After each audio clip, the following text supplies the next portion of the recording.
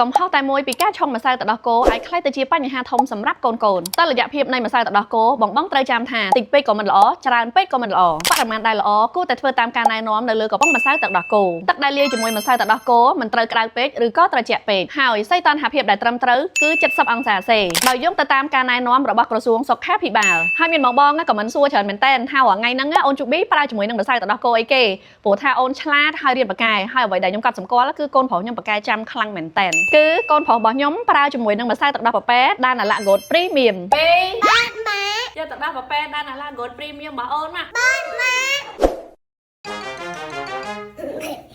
អរគុណបងមូលហេតុដែលខ្ញុំជ្រើសរើសយកម្សៅទឹកដោះប៉ប៉ែដានអាឡាហ្គតព្រីមៀមព្រោះថានៅក្នុងហ្នឹងមាន DHA ហើយនិង AOA ព្រោះថា DHA និង AOA ជួយដល់ការអភិវឌ្ឍប្រព័ន្ធប្រសាទនិងខួរក្បាលឆ្លាតវៃហើយនៅក្នុងហ្នឹងគឺមានកាល់ស្យូមទៀតចំណែកកាល់ស្យូមវិញគឺជំនួយដល់ឆ្អឹងរឹងមាំនិងការលូតលាស់បានល្អហើយអ្វីដែលខ្ញុំពេញចិត្តខ្លាំងជាងគេគឺម្សៅទឹកដោះប៉ប៉ែដានអាឡាហ្គតព្រីមៀមគឺមានព្រីបាយ៉ូទិកនៅក្នុងហ្នឹងទៀតព្រីបាយ៉ូទិកហ្នឹងដែរគឺជួយដល់សុខភាពប្រព័ន្ធរំលាយអាហាររបស់កូនយើងអញ្ចឹងគឺកូនយើងងាយស្រួលបាត់ជើងគាត់អត់ក្តៀនអត់អីអញ្ចឹងណាអ្នកទាំងអស់គ្នាហើយមានសេលេនីញ៉ូមធម្មជាតិនៅក្នុងហ្នឹងទៀតជួយបង្កើននិងជំរុញមុខងារប្រព័ន្ធភាពស៊ាំទៀតហើយអ្វីដែលសំខាន់មួយទៀតគឺមានអៃរ៉ននៅក្នុងហ្នឹងទៀតគឺជួយដល់កោសិកាឈាមក្រហមគឺកុំឲ្យកូនយើងស្លេកស្លាំងហើយនឹងកើតជំងឺក្រិនដោយសារតែមូលហេតុទាំងហ្នឹងឯងបានខ្ញុំជ្រើសរើសយកម្សៅទឹកដោះប៉ប៉ែដានអាឡាហ្គតព្រីមៀមព្រោះថាអ្វីដែលខ្ញុំតាមដានកន្លងមកគឺខ្ញុំប្រើជាមួយនឹងម្សៅទឹកដោះប៉ប៉ែហ្នឹងគឺកូនខ្ញុំសុខភាពល្អប្រាជ្ញាវាងវៃនិយាយទៅសម្រាប់កូនខ្ញុំវិញគឺអត់ដែរឈឺអីទេក្រៅពីផ្ដាសាយតិចតួចអីអញ្ចឹងហ្នឹងទូទៅឯថាអាកាសធាតុប្រែប្រួលប៉ុន្តែគឺអត់ដែរឈឺអីហ្មងអ្នកនរគឺសុខភាពគាត់ល្អខ្លាំងមែនតែនហើយអ្វីដែលសំខាន់គឺគាត់ឆ្លាតខ្លាំងហ្មងហើយបើរឿងចាំវិញខ្ញុំទៅសើគាត់ហ្មងគឺគាត់ចាំខ្លាំងហ្មងអ្នកនរគ្នាហើយពេលគាត់ថតវីដេអូម្ដង